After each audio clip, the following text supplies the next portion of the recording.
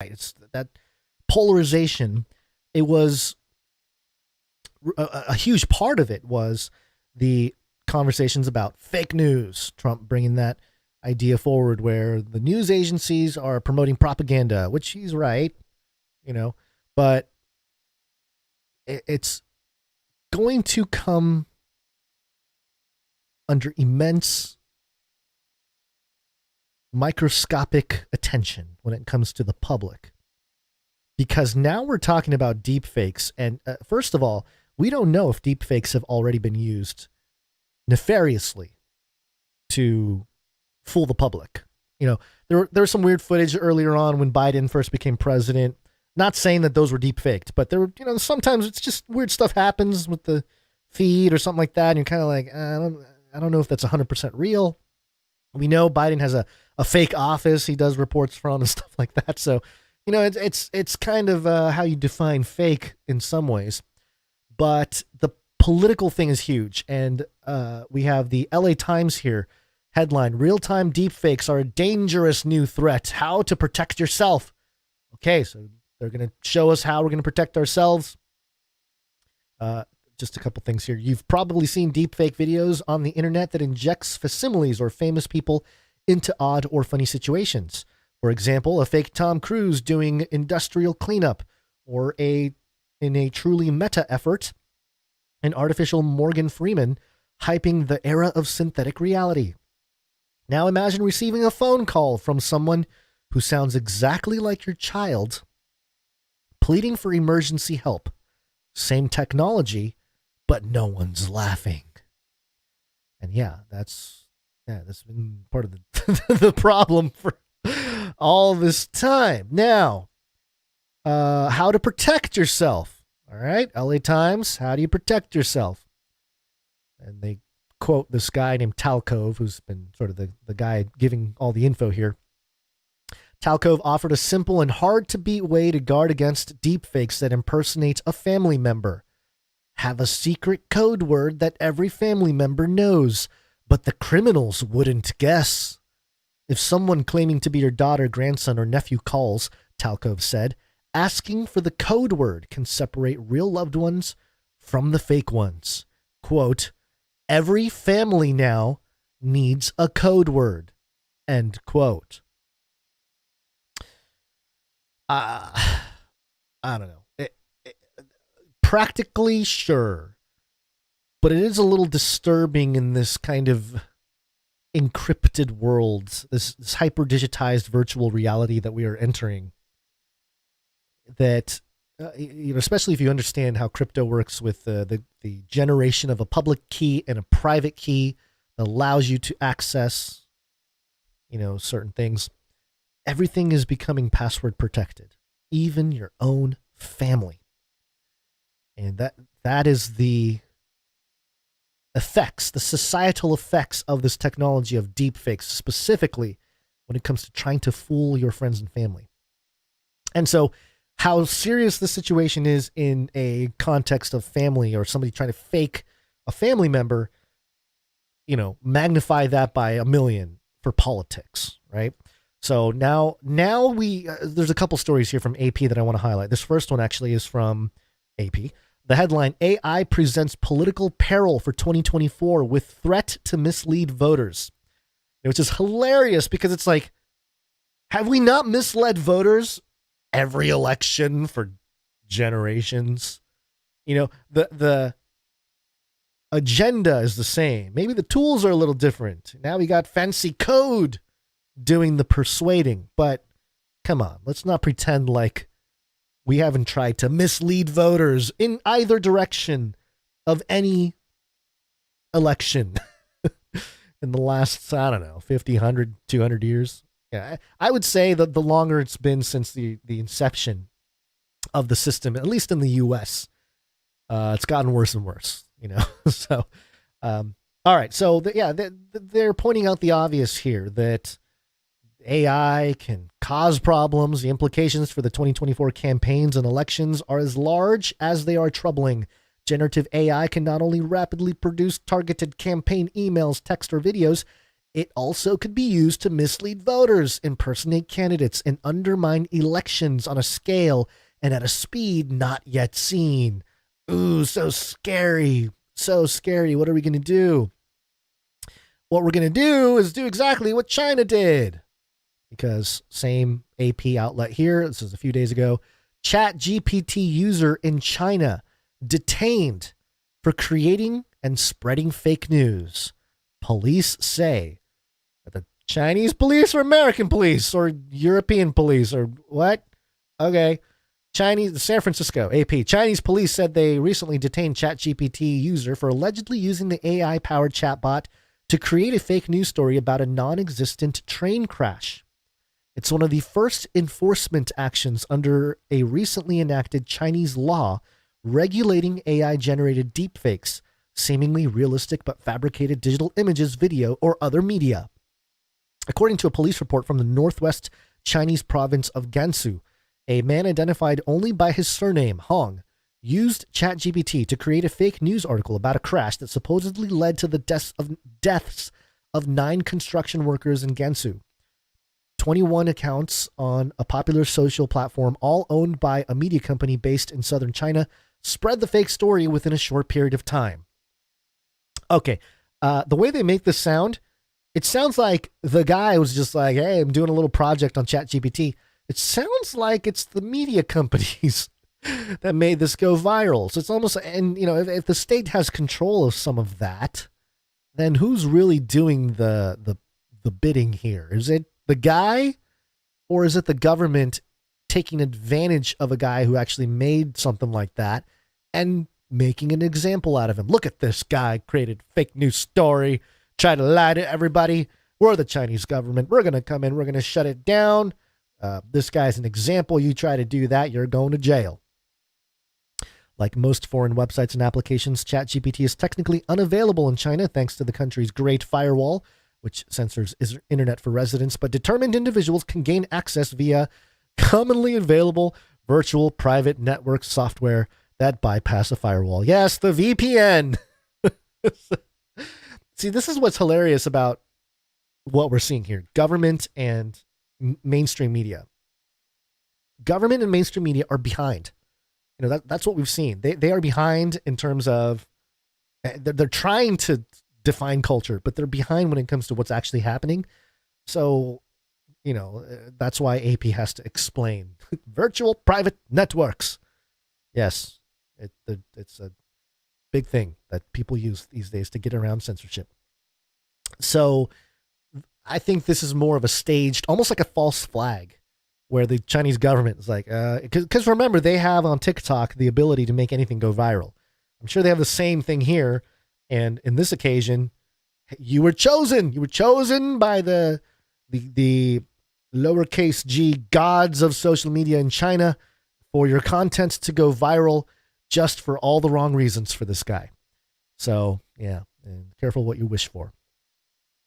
And so, you know, in connecting it back to the Sam Altman situation with the orb, you know, it just, it's where we're headed, folks. You know, there's nothing that we can do to really stop it. You can try to vote in some people, even the people that right now who are really pushing back against things like CBDCs and everything else.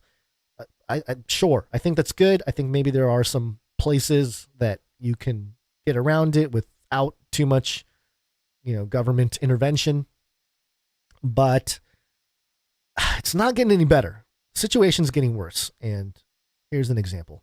Mind control weapons. A few episodes ago, we covered Fetterman. The episode was titled MK Fetterman because I believe he's a congressman. Congressman Fetterman was depressed, went into a facility. It was like a military hospital where he was treated for depression. That's all we know publicly. We know the location. I forget exactly what it was called. It's yeah, I'm not going to remember it off the top of my head here. If you go back a few episodes, we talked about it. And the sort of tax on the board that connect to what Fetterman may have received as a treatment had to do with psychedelics, mental health, VR, and the particular facility that he went to about a year ago had boasted in like a public statement about how they're integrating VR in all sorts of ways for not just our people behind the desk, but also for our patients. And so I wouldn't be surprised if he got some kind of VR treatment for his mental health, his depression. Now, Basil and I have both been tracking this. We've been pointing out the strangeness of this. Basil's been pointing out how the VR headset might have some other agenda.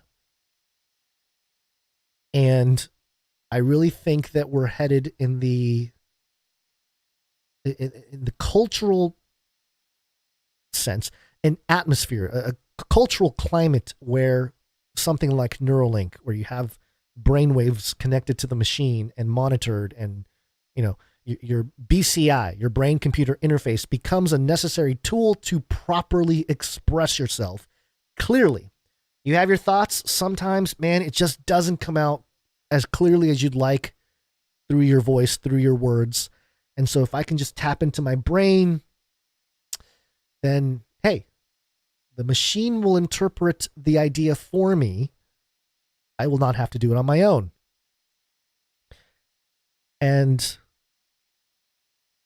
that's the setup I'd like to present with this clip of Fetterman in a hearing here. I will just play the full 1 minute 38 seconds. I'm going to include the pauses. I'm going to include the whole thing because, we just talked about deepfakes. Could this have been deepfaked? Maybe. It sounds like a deepfake to me. Not in like a sonic way, in terms of like you can hear the editing and the product of a deepfake voice, but in terms of cadence, in terms of if you're gonna make fun of Fetterman using deepfake, it would sound kind of like this. Is it staggering? Is it a staggering responsibility that that the head of a bank could literally crash our economy? It's astonishing. That's like if you have, and they also realize is that now they have a guaranteed way to be saved by no matter how, So it's isn't it appropriate that this kind of control should be more stricter to prevent this kind of thing from going? Or should we just go on and start bailing and sailing whoever bank, regardless of how their conduct is?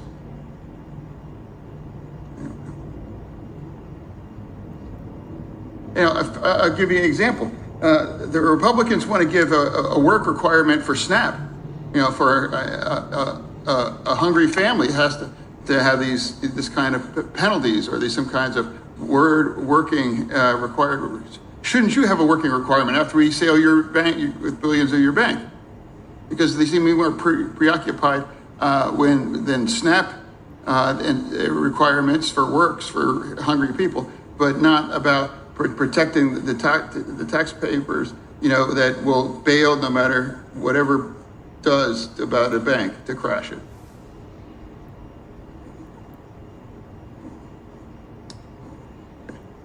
Sure. What? I think I understood what he was trying to say. Something about how can the head of the bank crash the economy? Well, if you're the bank, a central bank, you might be able to crash the economy. And then, yeah, they're protected. You guys print the money. You're part of the government. You guys are the ones printing the money that saves banks. So, yeah. And then something about some kind of measure or prevention, some checks and balances for banks. Yeah. Yeah, those are all those are all things that we've been wanting in the financial system for a while. The Federal Reserve not being federal nor a reserve, the ability to print endless dollars to get them out of things that cause or are caused by the printing or overprinting of the dollar. The whole thing, but getting back to the point, John Fetterman here clearly had a very difficult time verbalizing what he was thinking.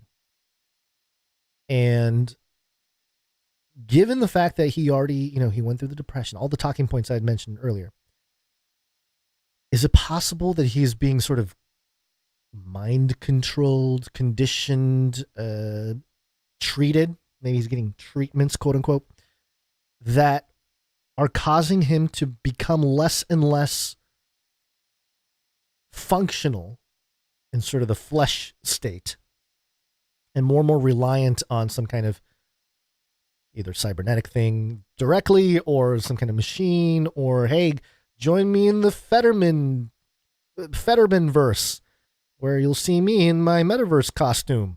And then, you can just scan my brain to know my thoughts, or I'll type it out and display it floating over my head or something. It won't be so difficult to express what I'm thinking because, my body is failing. So it's kind of an interesting idea here. I know it's a weird angle. It's so easy to kind of make fun of him. But if you step back and you look at the longer play here, what's the arc? Where is this all headed? And I think it has to do with creating conditions where people desire or prefer. I think that's the big thing. We got to get to the state where people prefer to be in the virtual state, metaverse, whatever it is. And that's hard to do because right now, you got problems with VR headsets and, it can make people dizzy. And so to get around that, they really would just want to get to the brain because, if you go in straight to the brain, you can control all that. You can control those elements. And that brings me to the metaverse. Welcome to the metaverse. Now, this is a nature.com article, and specifically under the Nature Machine Intelligence segment of nature.com. So I didn't know Nature had a Nature Machine Intelligence branch or, category, but here you go. Headline: Ethical Hazards of Health Data Governance in the Metaverse. All the things we've been talking about today sort of coming together. I don't have the full article here because I don't have a nature.com account, so I can read for you a little bit and then we'll have to kind of just discuss it. But you'll get the point here. Metaverse-enabled healthcare is no longer hypothetical. Developers must now contend that this came out today. Yesterday, May 16th. Developers must now contend with ethical, we've been talking about the ethics, legal and social hazards if they are to overcome the systemic inefficiencies and inequalities that exist for patients who seek care in the real world. In their Nature Machine Intelligence article, Wang and colleagues, is this the same Wang from the, no, it can't be. Yeah, different Wang. Wang and colleagues present the metaverse as a virtual space, quote, enriched by effectively unlimited data and capable of driving substantial innovations in medical technology and AI, Met-AI or Metai. I don't know how to exactly say it. Metai, M-E, it's capital E, lowercase e, capital T, capital A, capital I, so Metai. The metaverse is primed for developing an interactive forum for patient care. It is also where digital twin data will, according to the authors and others in the field, proliferate and provide the basis for simulating diagnoses and opportunities for virtual clinical trials that help advance medical technologies and flippy arms and oh my. So it's going in that direction. If they're publishing papers in Nature about the ethicals, telling developers, hey, developers, you guys really need to consider the ethics of what's happening here. It means two things. One, we may be too late for that. Number two, in regards of, they're not really considering ethics. And number two, no one's listening. I don't know that papers like this in 2023 are going to make a difference. It may for some metaverse worlds. And that's kind of the network state that we're building. And the whole idea of nationality will become digitized to where you have genetic nationality or maybe genetic lineage, and then you have your identity tied into some kind of digital nation state. So I have the links to everything in the show notes here. You can also get into the development of metaverse for intelligent healthcare. It's the same outlet. This is the actual paper that looks into MeTi and yes, medical technology and AI, MeTi. And we'll probably hear more about it, you know, especially post-COVID. This is almost, it was so predictable. It really isn't something that we, you know, Basil and I and people listening and watching. I mean, we can drop the called it jingle here and say, hey, yeah, we definitely called this one, but it wasn't that hard to to really predict, because it's like, yeah, this is all headed in this direction. It's just a matter of creating the right, proper, again, cultural climate and even medical climate to have this type of thing desirable. So it all goes back to sort of the Fetterman thing, unable to communicate without your digital twin doing a lot of the heavy lifting for you. And, you know, if you can program it to do something properly the first time, boom, you got it. Good to go for the rest of time. Or you can upgrade it if you want. But there's something else here in this part of the virtual reality experience. Virtual reality.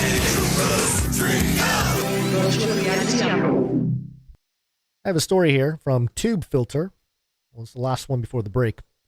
Streamers on the rise. Zentreya is a bad donkey dragon cyborg from the future. She was also a retail manager.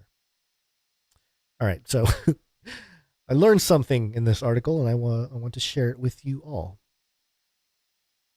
Here's what it says. In the future, humans have taken their toll on Earth. It's brutal, desolate, uninhabitable, at least for us. For the machines we built, the machines who turned on us, it's paradise, and they don't take kindly to anything that threatens their sovereignty. That's why Zentreya has to gather forces. She's a traitor to machine kind, a savior to humans, sent back in time to prevent the future that made her. She's also a Twitch streamer. You get an idea of what this Twitch streamer sounds and looks like for those watching. Here's a few seconds here. Please wait. Please wait. Loading. Loading. I think I just found the file. Hold on. Stop that. It's good to be in your world. Oh boy, this is oh man, that is okay. Since joining us here in the 2000s, Zentreya, the character, has become besotted with memes and has, quote, downloaded all the necessary data needed to deal with you all, she says in her official Twitch description. Her daily streams are a mix of gaming and chatting, and always heavy on interaction with her boisterous chat, which she affectionately describes as, quote, like a little brother that doesn't shut up, end quote.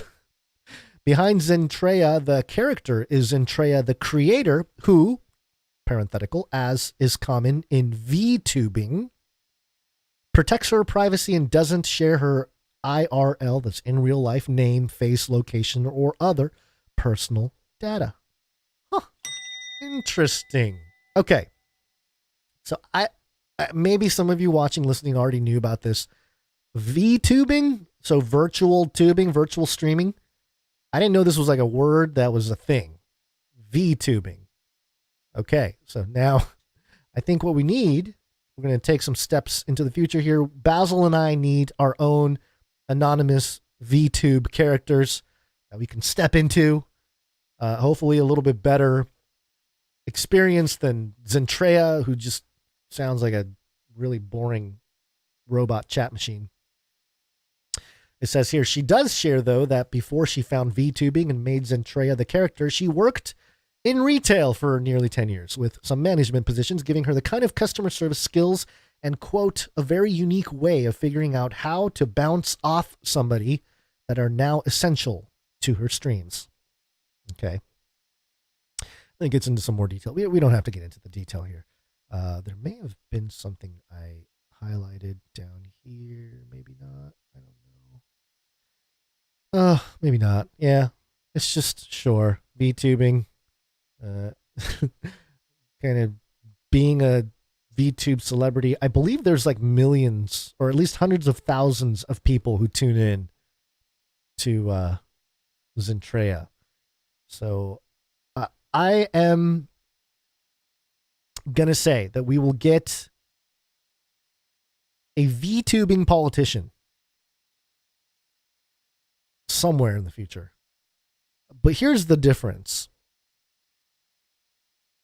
I think we'll come to a point where we will either have, well, we're already seeing sort of virtual celebrities. We've been tracking that for a few years. But I think in the West, we haven't seen it as much. In China, Japan, in Asia, a lot of them have adopted sort of the 3D stage, 3D characters on stage performing, these sort of avatar characters that are created to be sort of celebrity types that, have music and everything else. We haven't seen that so much in the West, but I could see that coming in the form of streamers. And when it comes to politics, so I think there's two things to consider here. First off, you're going to have, again, anonymous people that become incredibly popular through VTubing. But you're also going to probably have your Fetterman types, your government agents, or not agents per se, politicians, really, or, celebrities or leaders who will also have their VTube presentation or, I don't know, VTube realm, metaverse, whatever, where they can sort of interact with them all the time. It's like meeting your favorite politician. You can ask him questions and you can, all that's coming where they become caricatured. They create a caricature of the politician in the virtual realm that they can interface with or not. So all of it being in the context of, and this is where it gets a little hard to wrap your minds around, is that, they're going to say that this is all for the well-being of the people, the mental health of the public. You're going to need to join a community of some VTubing individual and, you'll join a community that's positive and, whatever. So, yeah. Zentrea, the bad dragon cyborg from the future, or John Fetterman, the cyborg congressman of today. Yeah. And it's all based on data. Your data, my data, all of our data. All right. Got some speak pipe for you. Please leave a message after the tone. At the tone, please record your message. Leave a message. Beep. Message. Go to canarycrynewstalk.com. Look for a green tab on the right side or the bottom. Click on it. It'll open up a little window that allows you to leave a message of up to 90 seconds. We have asked people to provide prayers. A pre-show prayer. We'll play that before the show in the pre-stream. For those of you who are with us there, thank you to... I'm sorry, I'm trying to pull up the name here. I'm trying to remember the name. Who was it? Who did the pre-stream prayer? I know you're here in my notes. Why can't I find you? This is horrible. You are there. I know you're there. I keep yelling. I'll eventually find you. Johnny Z. I knew it. Johnny Z. Thank you for the pre-show prayer. Appreciate that. And yeah, that was great. That was a great thing. It doesn't even have to be a minute and a half. It could be 30 seconds, whatever it is. Just a quick prayer to get us in the right spirit for the show. And so, we say that you have a minute and a half to record a message. Wandering Spirit Michael did a little bit of a jujitsu move. He went over the 130 limit, but it's okay. We'll play it for you. Hey guys, this is Wandering Spirit Michael, which is the name I go by on here. Online, I guess. But I just want to say to Basil, that you are the dude. Well, by that, I mean, everyone here is backing you up in prayers and wanting the best for you. And we all know that no matter what happens, that everything's going to be all right, because you're either going home or you're going home, I'm not saying that like in a bad way, but I'm just like happy either way, because I know you're coming home either way. So I say hello, the best of everything to you is what I'm praying for. And me and my wife are wanting the best for you. And of course, Collins, it's for both of you that we have you guys in our prayers. And we gotta stick together. We're strong together. We gotta rise up against the power and not back. We gotta stick together, guys.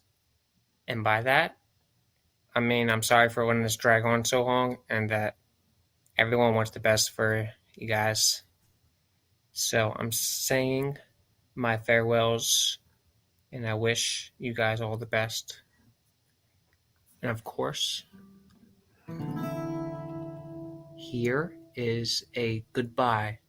I forgot to mention, if anyone has seen the show Evil, there's an episode 11, season 1, which is odd, 111, I don't know, but it's about this Christian man, David, being badly wounded. He's determined to fight off the menacing presence of death from his hospital bed. And this nurse is just keeping him there.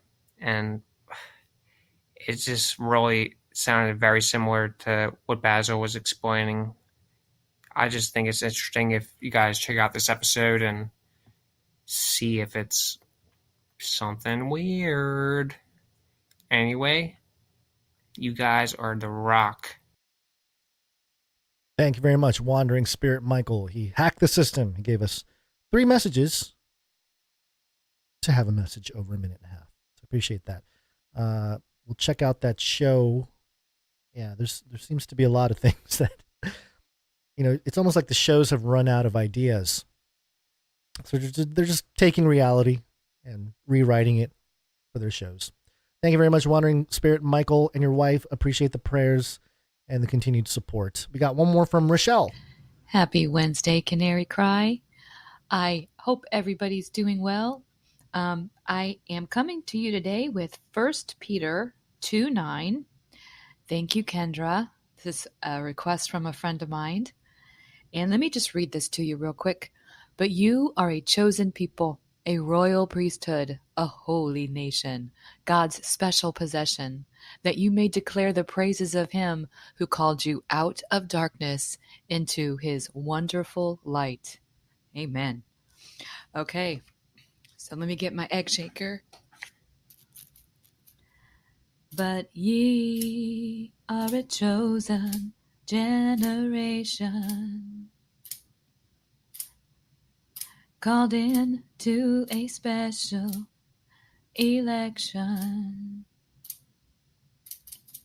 I'll call you a royal priesthood. Let my word be understood. I see you as a holy nation, a part of my perfect creation, a people for God's own possession. Live and teach and love his lesson. Peculiar people praise his excellency. From darkness to his light wonderfully. Stay strong for Jesus. Amen. Thank you very much, Rochelle. Appreciate that. Okay. We already thanked our executive producer today, who is Arnold W. But we have some other producers to thank who came in with their treasure. It's a short list, but it's an important list. We're going to start off with Jessica L. Jessica L came in with $51.22. Thank you very much. With a quick note, praying sincerely for our best buddy. May the Lord bless him and keep him. Bring him comfort, Lord, in Jesus' name. Let us know if there's anything specific that we can do for him or you. Thank you very much, Jessica L. We appreciate that. And yeah, the amount of support you guys have shown during this time has been absolutely incredible. So, yeah, thank you very much, Jessica L. We also have Natalie C. Thank you, Natalie C. Coming in with 1129, I believe. Thank you very much. I did not see a note from Natalie C. So if there was one, I apologize. I missed it. But yeah, maybe I need some robots to, do some stuff for me. That would be helpful, I guess. But not yet. All right. Thank you, Natalie C. Also, we have Rami C. Thank you, Rami, coming in 851. That might be a 777. I'm not sure. But thank you, Rami. Grew up with a friend named Rami. He was a neighbor. He was a teammate. He was a good guy. I think he went on to be like a poker champion or something. I remember randomly looking him up a few years ago. I'm like, oh man, he's like won all these tournaments and makes sense. He was a gamer. All right. Thank you, Rami C. Appreciate it. Oh, wow. I just did a quick refresh and there's another, oh, wow. Okay. I might, I feel bad not doing it this episode. Okay. Here's what we're going to do. There was another executive producer who came in. And I missed them at the beginning of the show because, well, it's because I'm doing the solo and I'm not able to, I didn't catch up on some of the accounting right before the show. I did do it this morning. So I'm going to take a quick break and thank an executive producer. Executive producers. Again, executive producers are those who come in with a little bit extra and support the show with their treasure of more than $100. And today, we already had Arnold W. There was a second executive producer who came in, Christine S. Thank you very much. Very generous. A flat amount, so I will not disclose it, but we're very grateful. And I did a quick... let me do a quick email check to make sure there wasn't a note attached to this one. Come on, computer, refresh. I wonder if refreshing becomes a problem for AI, What happens when the AI is impatient? Can AI be impatient? I don't know. I certainly can be. If the AI is collecting every piece of data, does it also collect the what's taking so long? I'm very annoyed. Brainwaves or anyway. All right. I do not see a note from Christine S., but thank you so much for your generosity. This is an incredible executive producership. So there you go. Executive producer Christine S. for episode 624. Where'd you find this? Okay. Back to thanking some other producers. And Come on. Here we go. Oh, yes, there we are. We are going to thank Morgan E.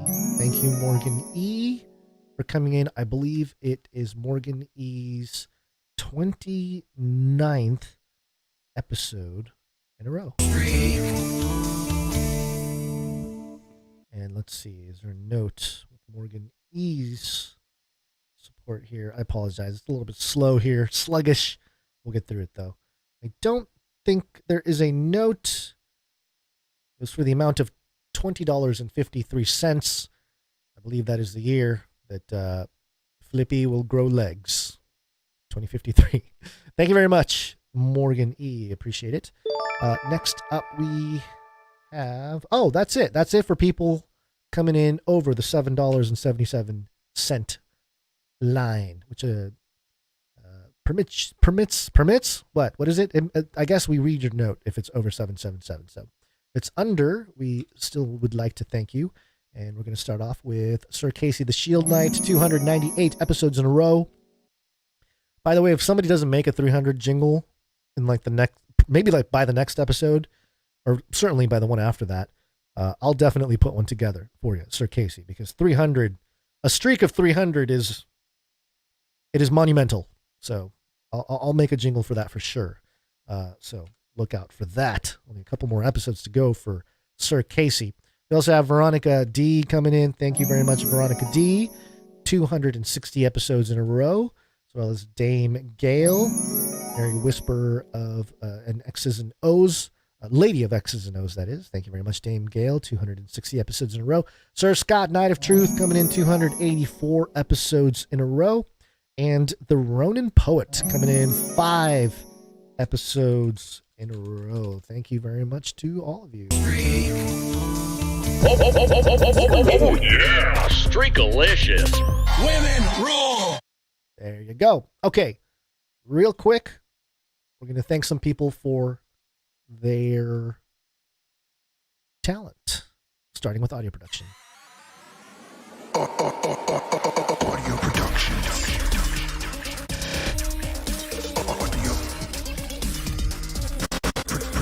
Productions.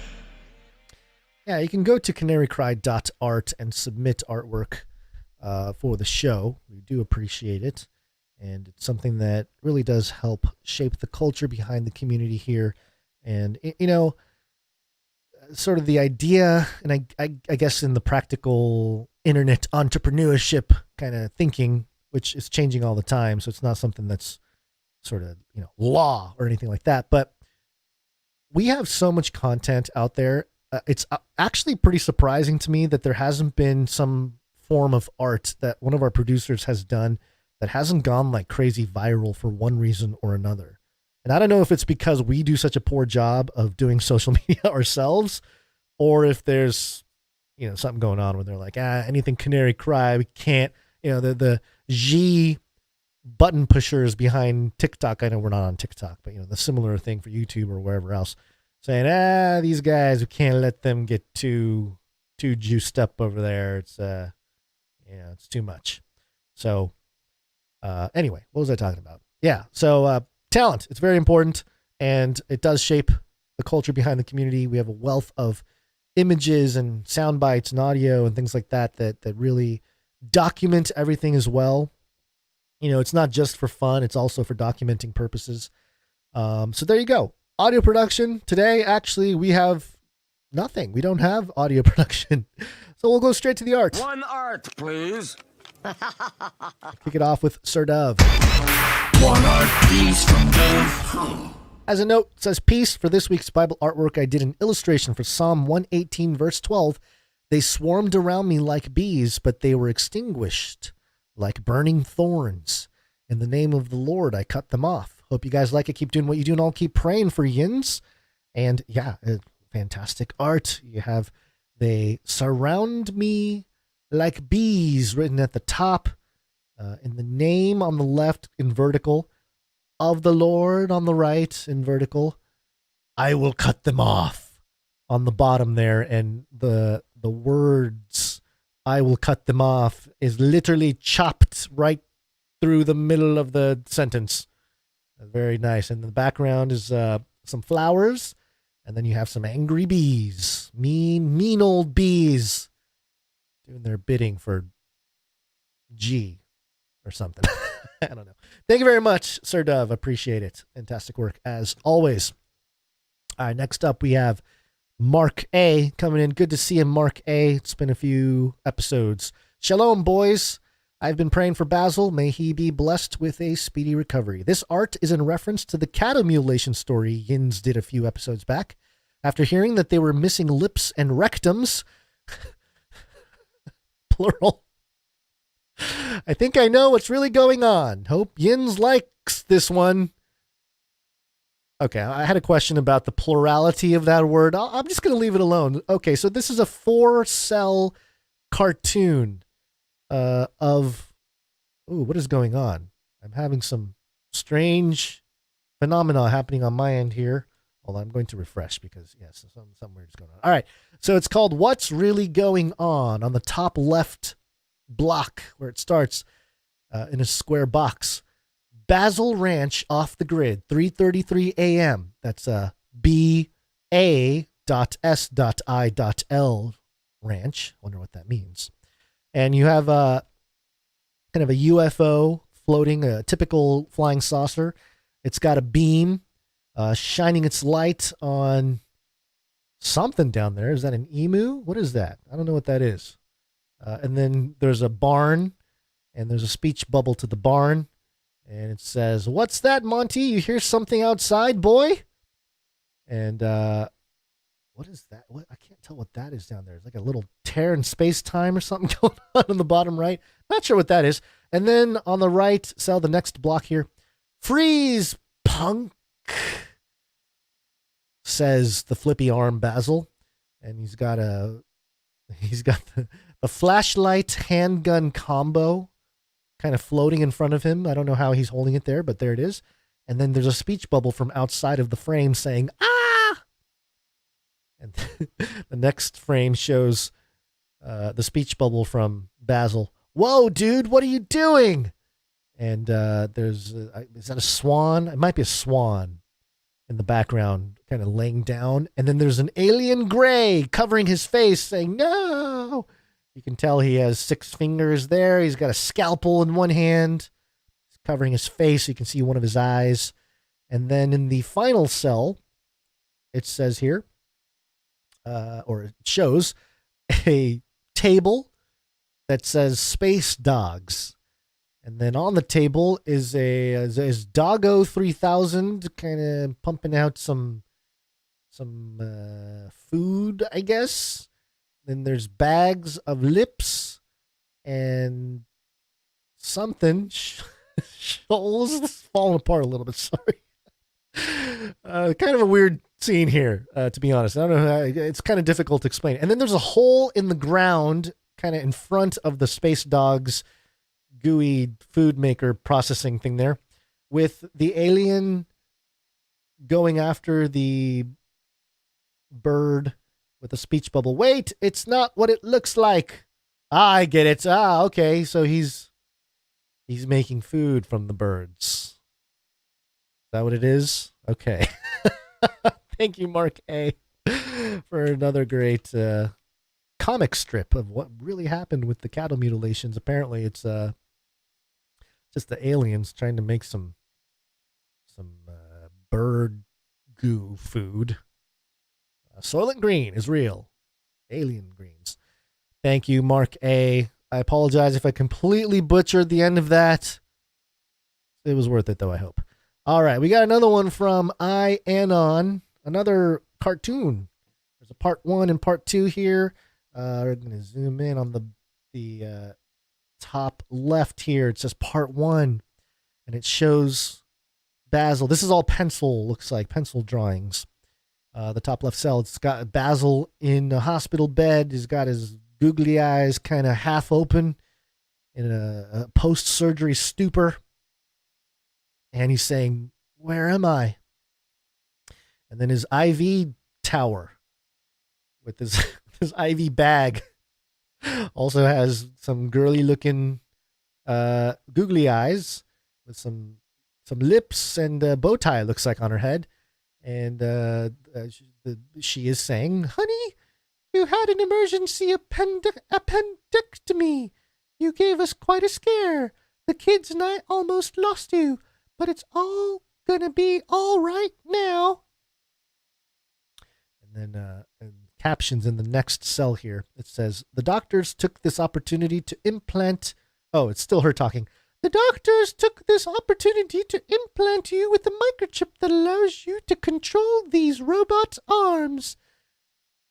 And then it shows a chair, like a lounge chair, with a Flippy Assist backpack that has 2 tentacles, which are robot arms.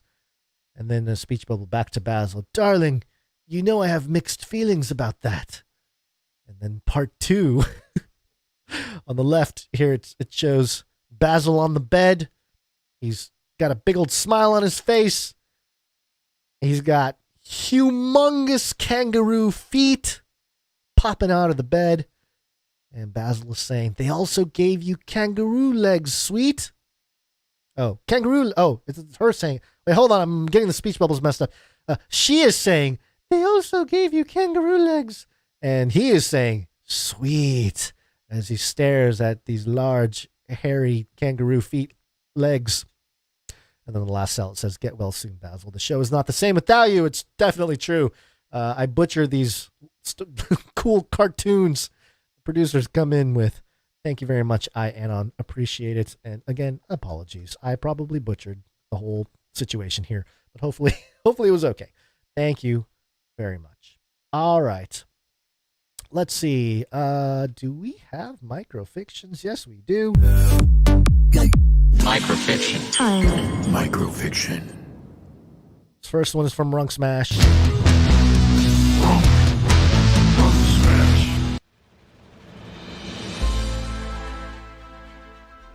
She disappears as more sensors breach the door. Stop! In the name of the peace algorithm! They shout and train their weapons on Hank before he can react and tase them. Don't worry, the tape will have him holding a gun, says one of the sensors.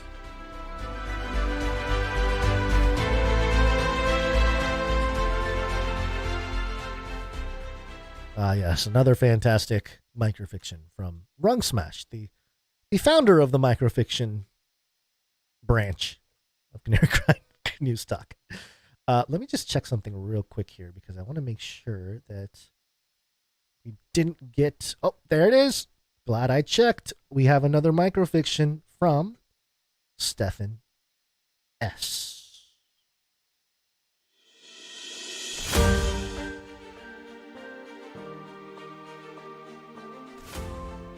Text message between Chief and Dr. Diablo.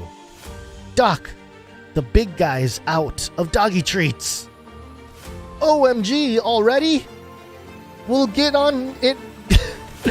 We'll get onto it right away, but it will take a few days. FYI, a half dose of a child treat is just as effective.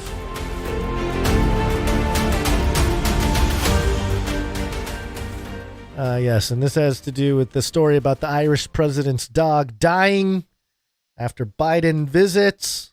A little suspicious. The canine wars are real. All right. Thank you, everybody, for your support, whether it's through your treasure or your talent or your time. We'll thank you at the end of the show for those of you who came in with their time. Thank you so much. Appreciate you. If you want to pitch in, go to canarycry.support. And thank you for your patronage. Canarycry.support. Take my money. Thank you for your patronage. Thank you for your patronage. Thank you for your patronage. All right. Quick update. We have another emergency. This is a pandemic of the unvaccinated. Vaccination. A pandemic special. It's all those things for birds. Specifically, the condors. This is KCRA.com.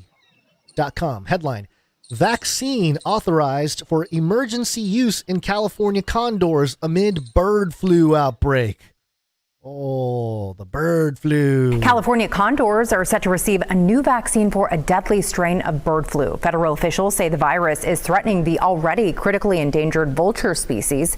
Emergency approval was granted for the vaccine today after more than a dozen condors recently died from H5N1. Okay, so, hey, the pandemic may be over for the human population, but the elite are like, who shall we target next? Do a population that is very small, like the condors, which apparently there's only 350 California condors in total population. And as you heard there, H5N1 spreading like wildfire. And now, thank goodness, the U.S. Department of Agriculture have issued a new emergency use authorization. Ding, ding, ding, another EUA for bird flu vaccine. I'm sure de Blasio, it'd be hilarious if de Blasio does a pitch. He's trying to pitch to the condors to get vaccinated, but he's eating like a chicken sandwich. Vaccination. Just thought I'd paint that picture for y'all. So there you go. The pandemic of the unvaccinated condors, California condors, will the migration out of California continue? Where some condors rebel. They say that the Department of Agriculture are conspiring to get an unlawful jab into every single condor. And who's going to stand up for the California condor? I will stand up for them. This is an attack on all birds and bird-related podcasts like Canary Cry Radio and Canary Cry News Talk. I'm putting my foot down. No, you don't need to do this. Put the H5N1 back into the little dish there and put it away. We don't need it. We can overcome it ourselves.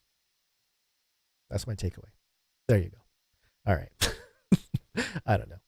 But it's just interesting how this is news now. It's happened to us. And guess who can relate? The condors. But there's only 350 of them. So, and this will be useful for, maybe like, it's kind of the same argument as the whole thing where, minorities are more affected with COVID, stuff like that. It's kind of a similar thing, but with birds. Speaking of COVID itself. COVID-19, COVID-19, COVID-19. COVID-19, yes. COVID-19. COVID-19. COVID-19.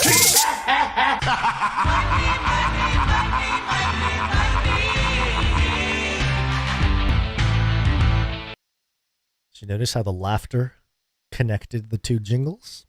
Aha. TheConversation.com headline, COVID-19's total cost to the U.S. economy in U.S. will reach $14 trillion by end of 2023. New research. Just a measly $14 trillion. It's only about half the U.S. debt ceiling, the debt firmament.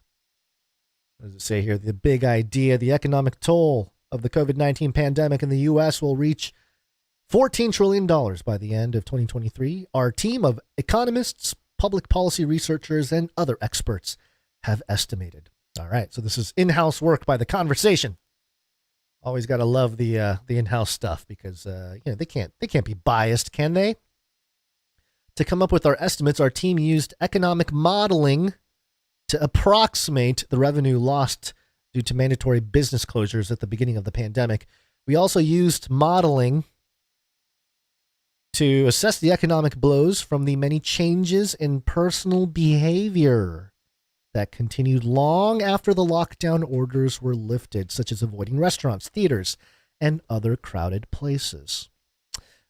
So, taking specific note of the change in behavior, and really, when it comes down to it, that's a big part of the whole psyop, with COVID, wasn't it? I mean, any catastrophe, any tragedy, any emergency, whether genuine or not, is an opportunity for large populations to change their behavior, mostly based on changed beliefs or a new threat in the environment, the ability to adapt or to accommodate for the different things that are thrown at us.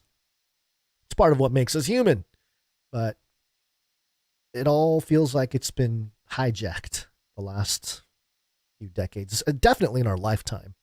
No crisis, they say, what's the quote? No crisis should go to waste or something like that. Yeah, especially when they cause the crisis. It's kind of like, yeah, this is our baby. So of course we're going to take advantage of the situation. I don't want to get into the details here. It's a lot of numbers. It's a lot of math. It says here, based on our findings, most economic losses were not due to these healthcare expenditures. Basically, they looked at the healthcare costs, and they were wondering, hey, was healthcare the reason why the economy is going, that we were so far behind? Was that part of it? And I think they found that it was only at best, well, this is kind of a low number, 20 billion, but at worst, it would have cost about $365 billion. So, yeah, a drop in the bucket compared to the $14 trillion that we're down. And then it gets into, let's see, why it matters. COVID-19 pandemic's economic consequences are unprecedented for the U.S. by any measure. The toll we estimate that it took on the nation's gross domestic product is twice the size of the Great Recession of 2007 through 2009. It's 20 times greater than the economic cost of the 9/11 terrorist attacks, and 40 times greater than the toll of any other disaster to befall the U.S. in the 21st century to date. Well done, elite. This is what they're doing. We have done it. We have beat our prior records. Transform back to lizard form. Blah, blah, blah, whatever. I mean, it's truly, if you think about the elite and the sick game that they're playing in terms of upping the ante every single time we have an iteration of some kind of crisis, they win. They seriously win. I mean, they get a big W for this one. Just couldn't really make it happen. So there you go. All this done by modeling again. Computer simulations based on the data that they've collected. And we can't make proper assessments. Our models can't be as accurate without more data. We need more data to avoid the cost of $14 trillion. So there you go. There's lots of ways things go wrong and you can die. We can all pass away. There's one way that they're really, really trying to make us scared for, and that is not COVID anymore. It will kill. We're all gonna die. It's got something to do with space. Space. Wanna go to space? dailystar.co.uk. I know, not the greatest outlet, but it says here, NASA warns Earth would just have 30 minutes. Hold on, let me try it again. NASA warns Earth would have just 30 minutes' notice before killer solar storm strikes. Oh no, we only have 30 minutes. Who figured that out? Earth would just have 30 minutes notice if a potential catastrophe solar storm struck anywhere on the planet, according to NASA boffins. A team at the space agency has been applying AI models to solar data. I told you we're drowning in data. Everything we do, every headline, everything is about data. Okay, so a team at the space agency has been applying AI models to solar data to develop an early warning system that could work around the current system's limitations. The current short timescale is due to the fact that light in the form of radio signals can travel a bit faster than the solar material ejected out of the sun. However, there is hope as scientists have set about training a deep learning model named Dagger, which has higher specifications to existing predictive algorithms. Oh, we shall up our game with Dagger. Unleash the dagger. Collect more data. It's just ridiculous. Some satellites, including ACE, Wind, IMP-8, that's IMP, but it's funny, IMP-8, and GeoTail have been keeping an eye on solar emissions and supplied data to the NASA team. All right, so again, you have these eyes in space. And researchers have also collected data from surface-based stations that were affected by some storms that the satellites previously detected. The boffins, led by Vishal Aprendan from the Inter-University Center for Astronomy and Astrophysics in India, claims that the latest algorithm can predict the severity and direction of a solar storm even in under a second and is capable of making a prediction every time. Dagger can also offer predictions for the whole Earth's surface, another advantage over earlier systems, which were challenged by their own computational restrictions and limited to where they might calculate a storm hit. The new system is also timely. It is launching an open source platform just in time to collect data as the sun ramps up to the peak of its 11-year solar cycle in 2025. All right. Open source is the big game changer here. You're going to have to be open source to do anything if you're in any of these big data agencies, because they're going to have to say that to keep their place of authority, in a sense. The people are just going to turn their backs on anything that doesn't have some level of publicly auditable transparency. It's just where we're headed, especially with the crypto world that is emerging as all of this. And I think the reason why we haven't seen true crypto regulation, and there's a whole mess going on with the SEC and Gary Gensler, and we've talked about it a little bit on the show's past. Of course, we're not a crypto channel, so we're not going to be specifically talking about all the crypto news, but there's a lot of frustration in the crypto world because the SEC, the Securities Exchange Commission, is really, with the lead of Gary Gensler, really just causing more confusion, not answering questions, and is clearly purposely slowing down any kind of regulatory clarity regarding the issue. And I think it's because they want it to be in the context of AI and how AI gets managed. Therefore, crypto will be managed. And that's why Worldcoin is becoming, whether we like it or not, Worldcoin might be presented as sort of the first regulated kind of crypto thing in a clear sense, because they're all in on it. It's the same people, you know. Come on. They have a giant orb that scans your eyeball to affirm your humanity. Come on. That's ridiculous.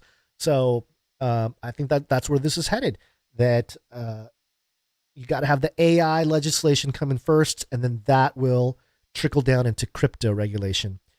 And then all bets are off. And for 2025 being that year, next cycle top for crypto is, or should be, sometime in 2025, not financial advice. That's just where historically things have been. The Bitcoin halving happens every 150,000 blocks. It's about every 3.5 to 4 years, which is interesting in the context of the 3.5 years and the 7 years and the Antichrist and all that kind of stuff. And every single time, the year of the halving, the following year, we have a peak in price. And so, yeah, good timing for everything to get really hot in the solar peak in 2025. But also, 2025 happens to be the year that central banks around the world can start putting crypto or possessing crypto as sort of just holding assets.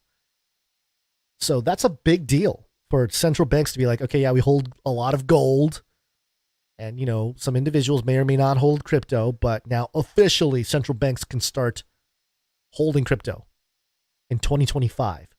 I wonder why. Maybe they know that it's going to be peaking at that point, and they're going to dump on the public because it'll be, you know, at the top of the market. They will probably announce something, you know, where it's like, central banks are in. We have Bitcoin, and we accept Bitcoin as part of our, you know, treasury and all that kind of stuff. And then everyone's going to go, we got to buy Bitcoin. Central banks have accepted. It's all happening. Boom, big dump on the public. It happens every time. You know, the dump has been big every single time. You know, obviously, the last time around, it was all the exchanges going down. It was actually Terra Luna that started it, and then that whole year, everything was tearing down. See, what's crazy is that living through a couple of these cycles, I saw 2017 Bitcoin go from $1,000 to $20,000 and then drop all the way down to 3,000. And it was a very sharp, abrupt downturn. And then we were kind of struggling to get back up to 10,000. We hung around 10,000 for a couple years. And then COVID happened and boom, back down to 3,000. And then it rallied to almost 70,000, right? So it's kind of this up and down. And then when it fell again, the destruction of the bear after the first time around was more severe. You know, Celsius, FTX, it was really big centralized crypto companies going down. I am worried about the next time the big crash comes because, you know, there'll be more established things that happen. It could wipe out central banks if they're like all big, long on crypto at the top of the market. And then the crash comes, and it's going to crash everybody. Maybe that's the plan. That's when they can implement the CBDC, because they're like, hey, look, crypto didn't work. Sorry, guys. CBDCs for life. So there you go. I don't know how I got on that crypto rant from this whole thing about NASA only having 30 minutes to warn us of impending doom. But there you go. All right. One more story here, and we'll call it an episode as far as the stories go, and that is concerning Antarctica. So a new discovery. Antarctica. Clearly in the bottom of our planet. Advanced Antarctica. Antarctica. Climate crisis. Penguins.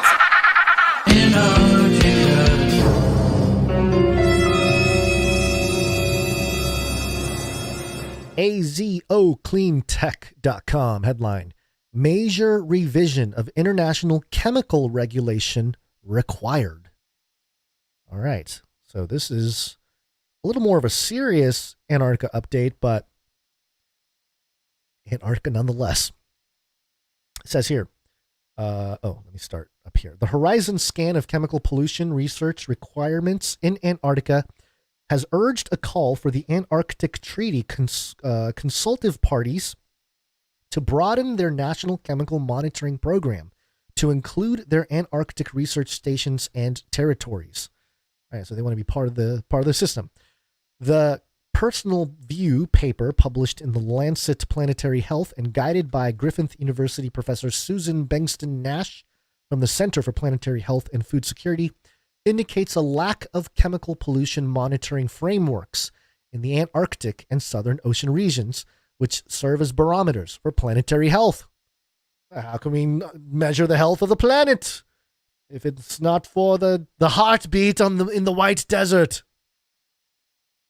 In 2021, the UN announced global chemical pollution as one part of a triplet planetary crisis.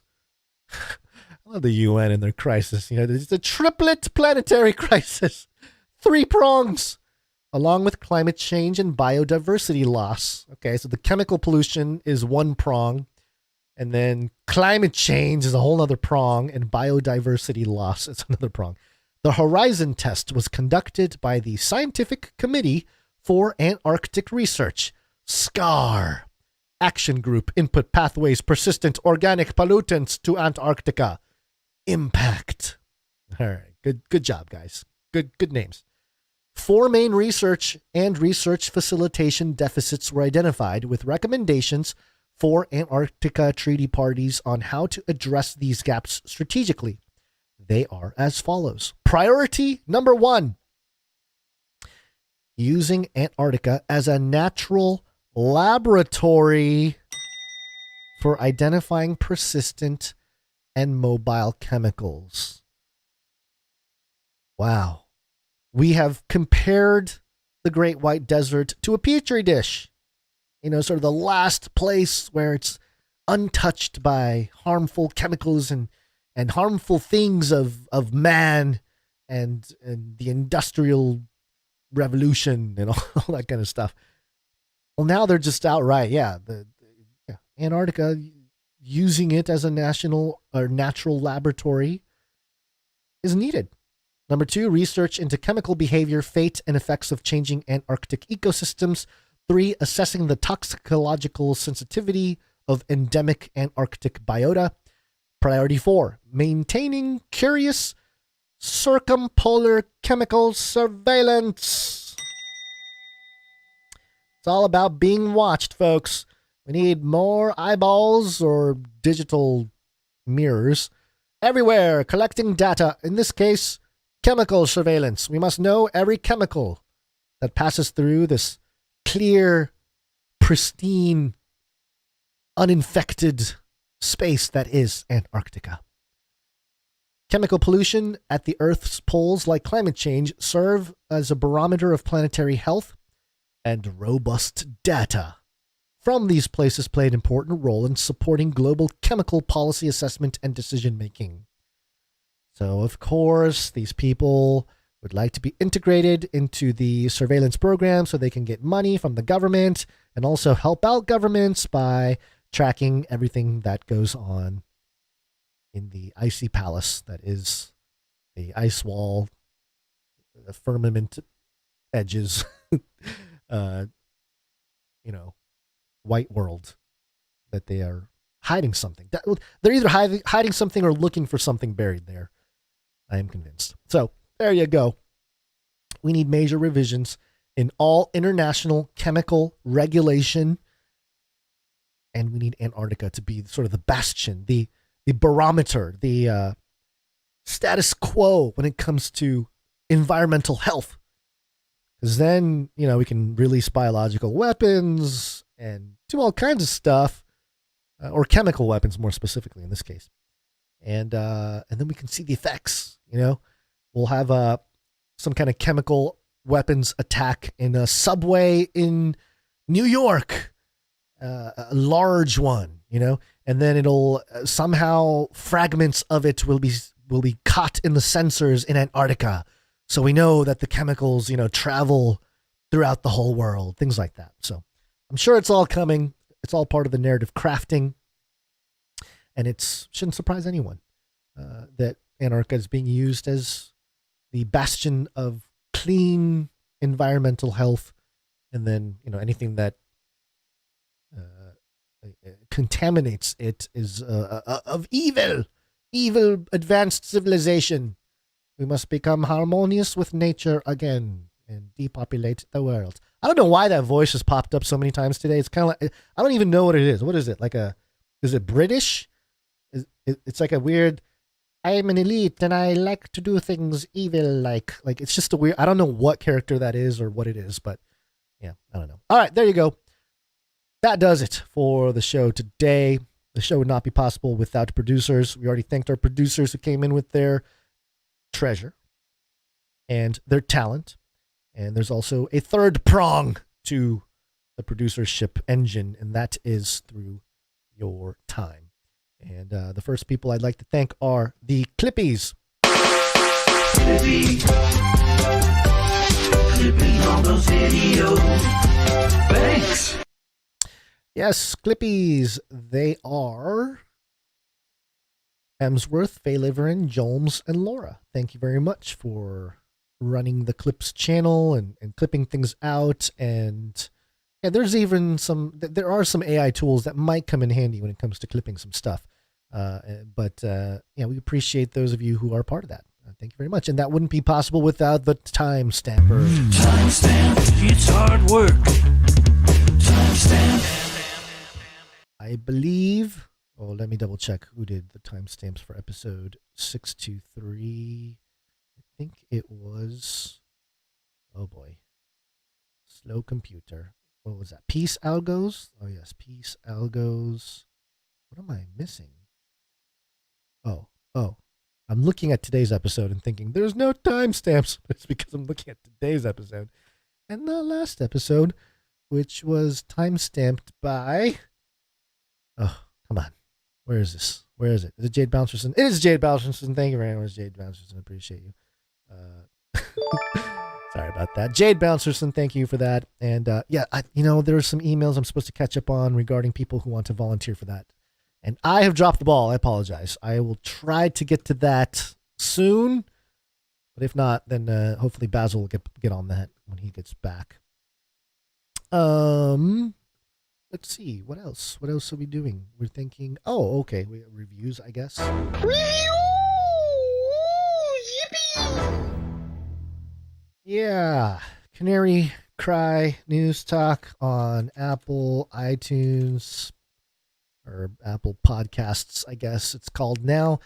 Leave a rating and a review. If it's good, we'll read it. Actually, we read all of them, but we try to read most of them on air.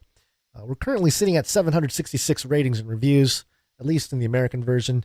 We haven't had one since the 8th of May, so it's been like 10 days or something without a review. Come on, folks. Step it up. And, we got to get to at least 1,000, 1,000 reviews on Apple Podcasts. That's something we can shoot for. So do that if you have not already. All right. I think that is it. What else to do? Share the show. Share it with friends, family. I don't know about sharing it with your AI friends or AI people that you interact with. Maybe not a good idea. I don't need any Canary Cry News Talk bots yet, like robots that do the show for us in our place. But I know we're feeding the beast some kind of algorithm, some kind of data with what we're doing here. And it's probably true that content like ours, which is rooted in biblical truth, like saying, hey, world and all of your tactics, you guys don't actually have a stronghold on us. Like, I know you think you control everything. You do control a lot. But really, when it comes to us believers in Jesus Christ, you don't control us. I know you think you do, but you don't. So we kind of have this peace that surpasses all understanding kind of thing going on. And they don't like that. So I think it feeds the AI the profile for who they need to eliminate. As part of the prophetic end to many who, will be martyred in the end times. So, not to scare anybody, it's just what it says in the Bible, and it's all to God's glory, and everything gets restored, and there is a supernatural intervention that has to take place, given the fact that we are headed towards the complete destruction of all flesh.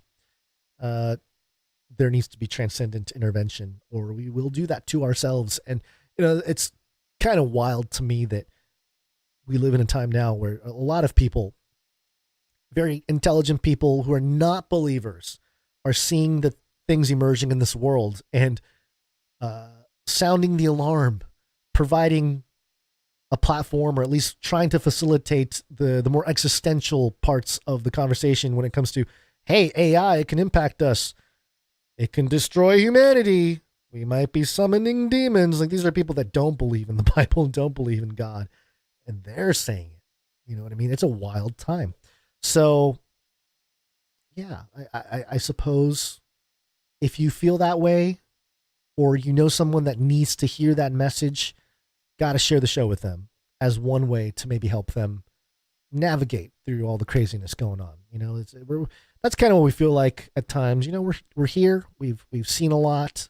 We've learned a lot. The foundation is unshakable. But certainly the stuff we were looking at over the horizon, now it's kind of in front of us. And now as we look towards the horizon again, it's going to get weirder, folks. It's going to get really, really, really, really weird in our lifetimes. So stay grounded in truth. So, yeah, people need to hear that. Share the show, because we're here to sort of facilitate that conversation and hang out and have fellowship in that way. So there you go. All right. That's it. If you have any other questions or comments, or if you need instructions, that's what it is. If you need more instructions on how to spread the show, here's what we call it. We call it rattling the cage of somebody.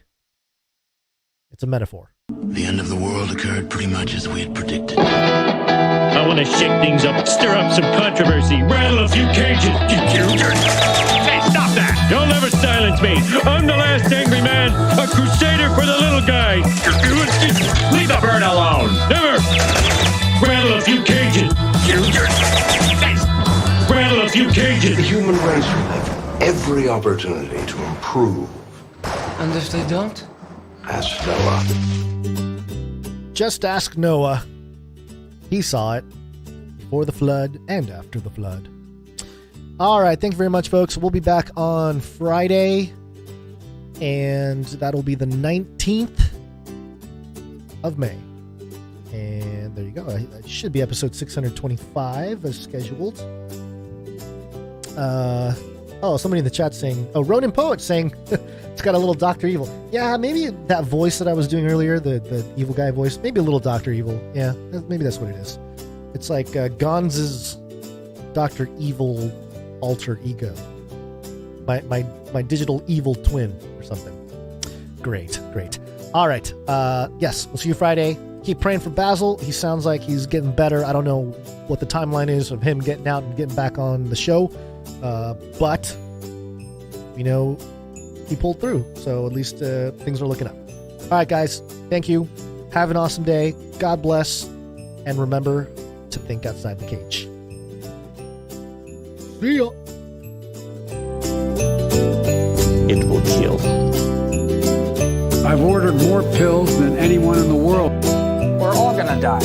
This is the United States of America, for God's sake. We will hunt you down and make you pay. Armageddon's on the way. Remember, reality is an illusion. The universe is a hologram. Buy gold. Buy!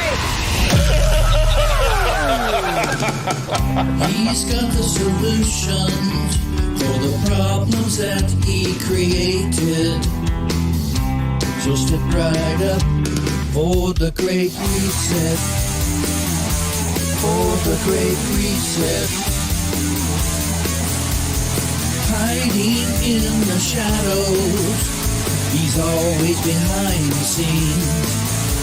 He's pulling on the purse string. He's got control of everything.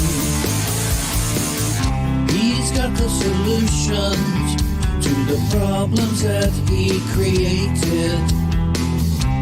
So step right up for the Great Reset. For the Great Reset. He serves his master with fervor. He's a Luciferian. He's bound up and determined to bring us to an end. It's the final solution. Destroy the human race. So we'll cry up to the Great Reset. To the Great Reset.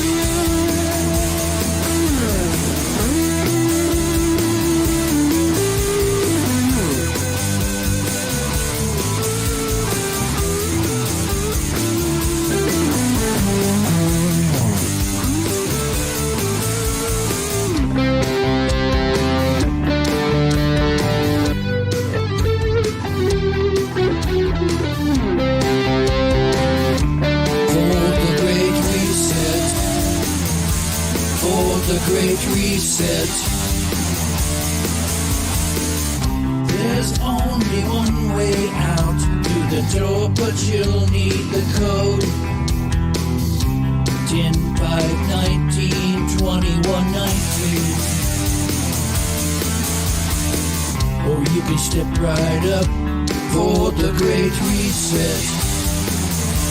For the Great Reset. For the Great Reset. For the Great Reset.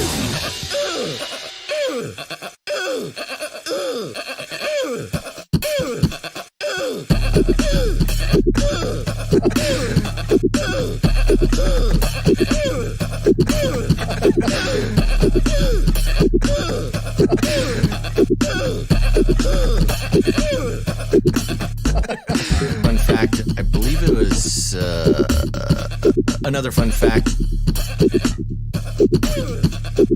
Fun fact. Another fun fact. Brings me back to my Screamo days.